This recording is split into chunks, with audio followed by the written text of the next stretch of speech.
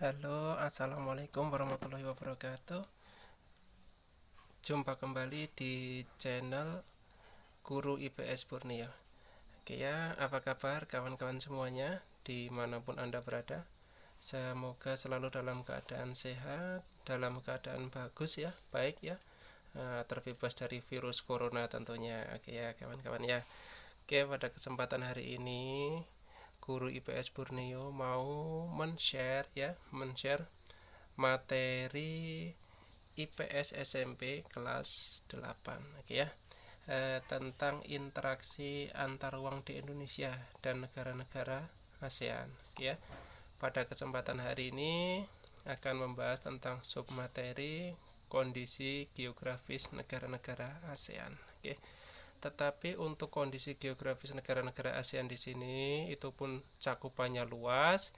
Jadi yang dibahas hanya sejarah, tujuan, struktur organisasi, kemudian sekretariat jenderal, letak astronomis dan geografis negara-negara ASEAN, ya.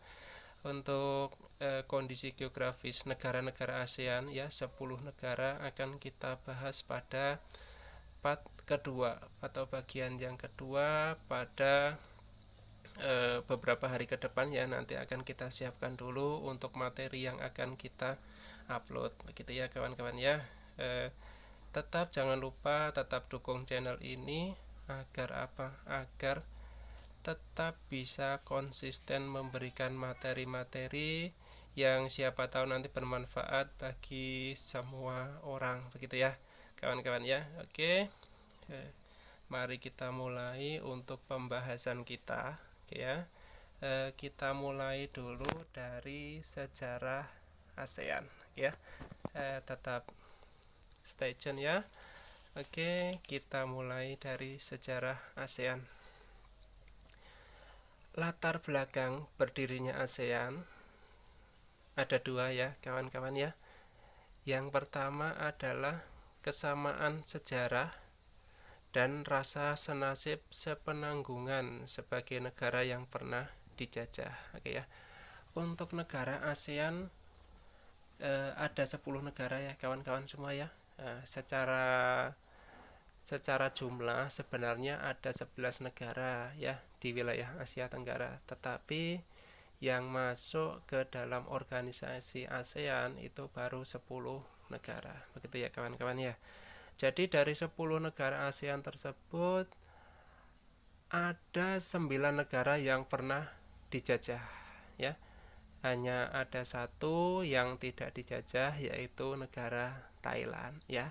Tahu ya kawan-kawan ya, negara yang belum pernah dijajah ya, yaitu negara Thailand. Jadi dari ke-9 negara tersebut mempunyai kesamaan sejarah dan rasa senasib sepenanggungan sebagai negara yang pernah dijajah, oke ya. Tetapi pada awalnya yang mendirikan kan hanya 5, jadi dari 5 negara tersebut memang mempunyai kesamaan sejarah dan rasa senasib sepenanggungan, begitu ya kawan-kawan ya. Paham ya? Ini baru latar belakangnya, tentunya harus paham ya kawan-kawan ya. Kalau latar belakangnya belum paham, nanti untuk kedepannya nanti susah juga untuk mempelajari lebih lanjut, begitu kawan-kawan ya. Oke, untuk latar belakang yang kedua, adanya krisis Indochina yang ditimbulkan oleh gerakan komunis yang membuat negara tetangga menjadi khawatir, gitu ya. Konsep Indochina ini kawan-kawan juga harus tahu dulu ya. Indochina ini adalah sebutan untuk negara-negara Asia Tenggara yang berada di wilayah utara ya, wilayah utara, bisa dikatakan utara atau wilayah yang mendekati negara Cina ya. Mereka Indochina ini merupakan wilayah Asia Tenggara yang merupakan daratan utama atau dalam istilah bahasa Inggrisnya mainland, begitu ya. Itu nanti akan kita bahas di belakang, nanti akan ada sedikit pembahasan mengenai karakteristik wilayah di ASEAN, gitu ya. Jadi ada kekhawatiran karena ada krisis Indochina oleh gerakan komunis yang mulai merambat dari satu negara ke negara yang lain. Kemudian negara-negara di ASEAN ini membuat sebuah gerakan untuk membentengi gerakan tersebut, gerakan komunis tersebut. Agar apa? Karena kalau tidak segera dibentengi, bisa jadi nanti negara di tetangga tersebut bisa diserang oleh gerakan komunis tadi ya. Oke, itu latar belakang berdirinya ASEAN. Oke, kemudian perlu kita bahas juga pemrakarsa ASEAN ya kawan-kawan ya. Oke, tentunya sebenarnya ini sudah diajarkan dari SD ya, tentang ASEAN ya. Tetapi terkadang lupa, lupa. Oke, tapi di sini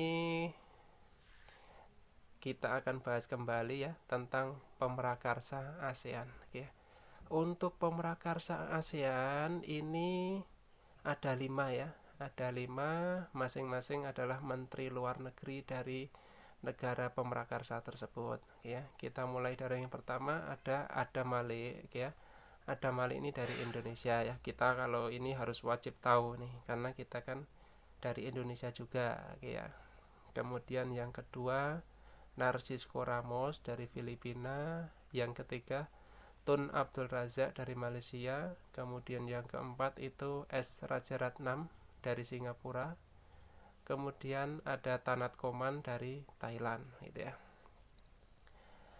ASEAN ini dibentuk berdasarkan deklarasi Bangkok ya pada tanggal 8 Agustus 1967 di kota Bangkok, Thailand. Begitu ya kawan-kawan ya. Itu 5 negara pemrakarsa berdirinya ASEAN gitu ya. Tidak aneh ya, di sini ada Indonesia, ada Malaysia. Pada tahun tersebut antara Indonesia dan Malaysia telah menjalin hubungan kembali ya setelah adanya permasalahan antara Indonesia dan Malaysia gitu ya kawan-kawan. Kita lanjut lagi ke tujuan ASEAN ya. Tujuan ASEAN ada banyak ya kawan-kawan ya. Ada di beberapa buku dituliskan mungkin 10 sampai 15. Nah, tetapi di sini kita hanya akan membahas beberapa ya. Tetapi harapannya kawan-kawan bisa menguasainya ya. Kalau misalkan ada 10, 15 tetapi justru tidak paham semuanya, mau gimana kan? Karena memang terkadang keterbatasan dalam belajar. Oke, di sini akan kita share hanya 6 tujuan ASEAN, tapi harapannya kawan-kawan bisa menguasainya. Ini sudah dibuat mudah ya, dibuat ringkas begitu kawan-kawan ya. Kita mulai dari yang pertama, yaitu tentang mempercepat pertumbuhan ekonomi. Kemudian yang kedua, meningkatkan perdamaian dan stabilitas regional. Kemudian menjadikan ASEAN yang bebas senjata nuklir, menciptakan pasar tunggal dan basis produksi yang stabil, kemudian mengembangkan sumber daya manusia, membangun lingkungan yang bebas dari narkotika. Oke ya, agak ada salah ketik sedikit ya kawan-kawan ya. Oke, tidak masalah. Oke, setelah tujuan kita lanjutkan lagi ke struktur organisasi ASEAN. Oke ya, perlu diketahui oleh kawan-kawan semua ya tentang struktur organisasi ASEAN ini dari awal sampai sekarang selalu mengalami perubahan. Kenapa? Karena terkadang di setiap KTT perlu ada ditinjau ulang, kemudian harus ada penambahan ini itu ya. Jadi memang terkadang ada perubahan, misalkan yang dulu struktur organisasinya ada 5 sekarang menjadi 10. Oke ya, karena tuntutan perkembangan zaman begitu ya kawan-kawan ya. Oke, kita mulai dari nomor 1 kawan-kawan ya. KTT ASEAN ya, konferensi tingkat tinggi ini sebagai pengambil keputusan yang utama ya. Untuk selanjutnya ada Dewan Koordinasi ASEAN, Dewan Masyarakat ASEAN, sampai dengan nomor 10 yaitu entitas yang terhubung dengan ASEAN. Oke ya kawan-kawan, nanti bisa dicatat, bisa di pause, bisa ditonton berkali-kali pun tidak masalah begitu ya kawan-kawan ya. Oke, kita lanjutkan Sekretariat Jenderal ASEAN. Oke, ternyata ya kita yang di Indonesia ini harus bangga Sekretariat Jenderal ASEAN itu berada di Indonesia. Oke ya. Kedudukannya di mana? Di Jalan Sisingamangaraja, Kebayoran Baru, Jakarta Selatan ya. Sejak tanggal 2 Januari 1993. Jadi kalau dihitung-hitung sampai sekarang sudah berapa tahun kawan-kawan? Benar sekali ya, 27 tahun. Oke. Untuk tugas Sekretariat Jenderal ASEAN ini ada banyak ya. Sebenarnya tidak cuma 3, tapi yang di sini yang akan kita bahas ada 3 ya. Yang pertama, membantu kelancaran kegiatan ASEAN. Yang kedua, meningkatkan pelaksanaan proyek ASEAN. Yang ketiga, sebagai media komunikasi ASEAN terhadap organisasi lain. Contohnya dengan PBB atau contohnya dengan organisasi yang ada di Eropa atau organisasi regional lainnya. Itu tugas dari Sekretariat Jenderal ASEAN ya. Lanjut ya kawan-kawan ya, kita lanjut. Oke, untuk letak astronomis dan geografis ya. Untuk letak astronomis ASEAN itu antara 28 derajat lintang utara sampai dengan 11 derajat lintang selatan, dan 93 derajat bujur timur sampai dengan 141 derajat bujur timur gitu ya. Kemudian kalau dilihat secara geografisnya, batas wilayah ASEAN di sebelah utara adalah negara Cina gitu ya. Negara Myanmar kan berbatasan dengan Cina sebelah utara, berarti itulah batas utaranya, yaitu negara Cina. Kemudian sebelah barat pun sama, negara Myanmar berbatasan dengan India, Bangladesh ya, di sebelah barat, sehingga itulah yang dijadikan batas sebelah barat ASEAN gitu. Kemudian di sebelah selatan tentunya kita harus tahu, karena sebelah selatan ini adalah Samudra Hindia dan Australia yang benar-benar berada di sebelah selatan negara Indonesia. Sebelah timur pun kita harus tahu ya, 141 derajat bujur timur itu adalah batas timur Indonesia. Jadi sebelah timurnya berbatasan dengan Papua Nugini dan Samudra Pasifik. Oke, untuk pembahasan yang terakhir ya, tentang karakteristik wilayah ASEAN ya. Walaupun dalam satu kawasan yang sama, tetapi ASEAN ini terbagi dalam 2 karakter yang berbeda kawan-kawan ya. Oke, yang pertama ini seperti yang sudah saya singgung di awal tadi ya. Yang pertama adalah daratan utama atau wilayahnya didominasi oleh daratan gitu ya kawan-kawan ya. Artinya apa? Artinya bukan kepulauan, jadi dominasi daratan yang luas. Dalam bahasa Inggrisnya sering disebut dengan istilah mainland kawan-kawan. Oke ya, mainland. Oke. Untuk contoh negaranya ada 5 ya kawan-kawan, 5, yaitu Thailand, kemudian Vietnam, Laos, Kamboja, dan Myanmar. Untuk yang kedua yaitu karakteristik kepulauan atau wilayahnya didominasi oleh banyak pulau atau perairan.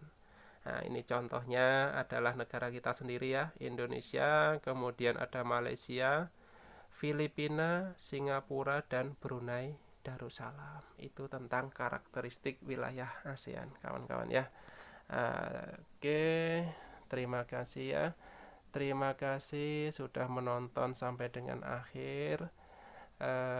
Jangan lupa ya kawan-kawan ya, subscribe, kemudian like, komen, and share ke kawan yang lain.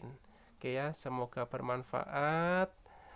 Dan pada akhirnya saya tutup. Wassalamualaikum warahmatullahi wabarakatuh.